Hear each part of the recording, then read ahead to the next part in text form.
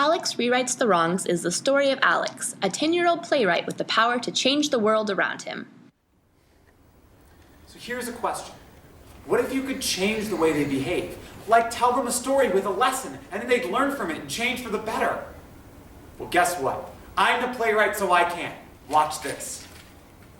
Victor, Tiffany, and Bobby gather around Alex and then do exactly what he says. Okay, guys, we're going to act out some stories to teach you important lessons about responsibility, compromise, teamwork, and respect. Whatever you say, Alex. I know. Isn't it great? Places. Alex's first story is about a queen who gives each of her children a grain of rice to care for. And now, my youngest child, what have you done with the gift I left you? I don't have it, Mother. No? No, but I'd like to show you something.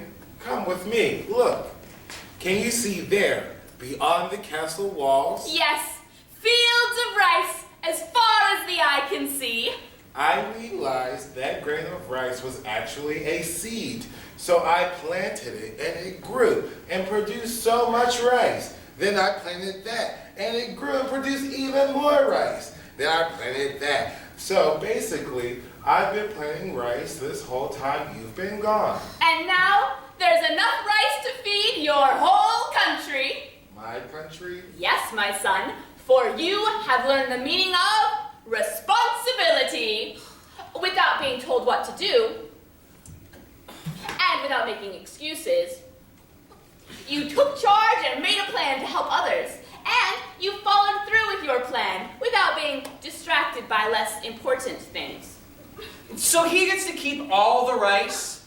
Even better, I now proclaim to the whole kingdom that he shall be the one to rule when I am gone. Alex's second story is about two competitive farmers, their wives, and a magical visitor who shows up one day to grant them all one wish. Excuse me, I hate to break up this little love fest, but there's one thing I forgot to mention. Whatever you wish for, your neighbor on the other side of the stream will get twice as much. So, he gonna get twice as much water. And he gonna get twice as much sun? That sounds nice, doesn't it? Never! Alright guys, hurry up. I got it. I say that we wish that half of our cows get sick and die.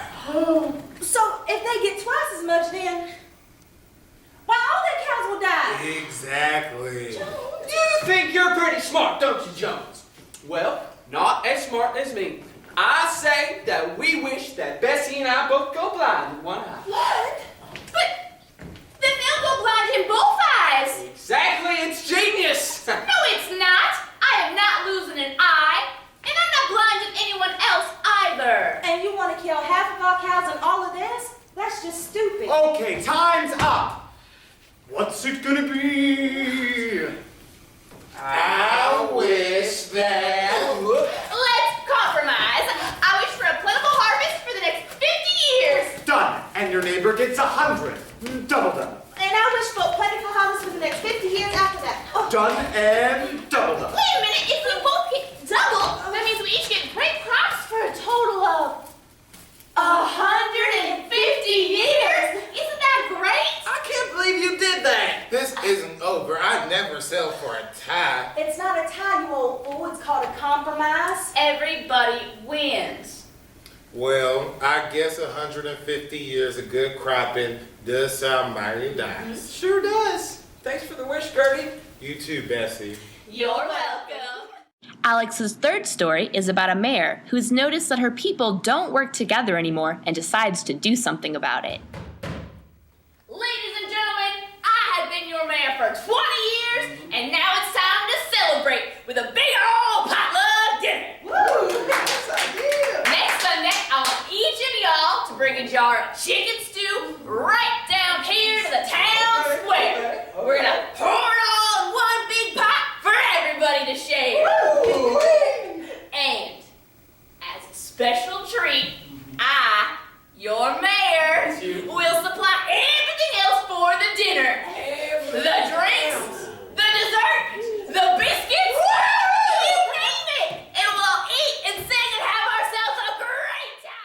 One of the townspeople decides that he doesn't want to give up one of his chickens for the stew, so he secretly brings a jar of watered-down gravy as his contribution. This stew is a symbol of our unity. That's right. Each one of us works. Yep. Each one of us gives. That's right. Each one of us stands by our neighbor. And together we are all fed. With those words, the mayor dipped in a ladle to taste the stew. A moment of silence passed as the crowd waited expectantly. Suddenly, the mayor made a terrible face and spit out the stew. He did! What? This ain't chicken stew! This is nothing but watered down gravy! And then John realized what must have happened. Everyone in town had done the same thing he had done. No one wanted to share their meat, so everyone brought gravy water instead of real stew. Sadly, the mayor sent her people home. Yo, go home and think about what happened here today. If everyone's only looking out for themselves, our town's never gonna be stronger than weak, watery gravy. We ain't never gonna get nowhere without teamwork. Alex's final story is about King Arthur. The Black Knight has challenged him to a duel, and the only way Arthur will survive is if he can answer a riddle. Zebra, zipper, zipper. Well, that's the list. But none of these sound right.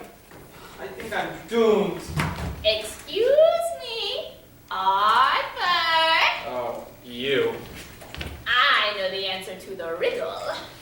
You do? Yes, and I'll tell you if you grant me one small favor. Milady, if you do truly know the answer to the riddle, I'll give you anything you want. I swear it on my soul. Very well.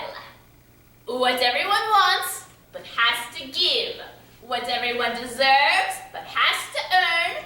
What you must receive in order to be treated well. A simple thing, really. Respect.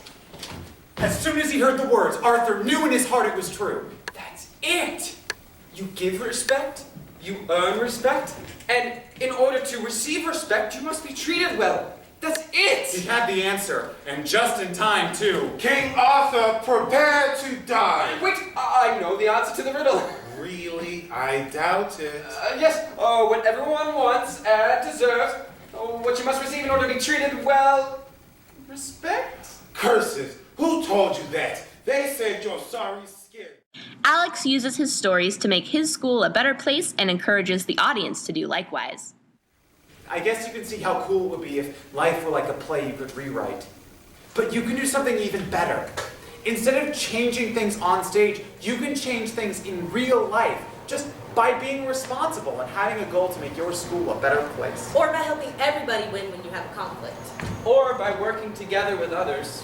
Or by being a team. Or best of all, by being understanding of others and respectful of people who are different. Responsibility. Compromise. Teamwork. Respect. Those are 4 great things to write about.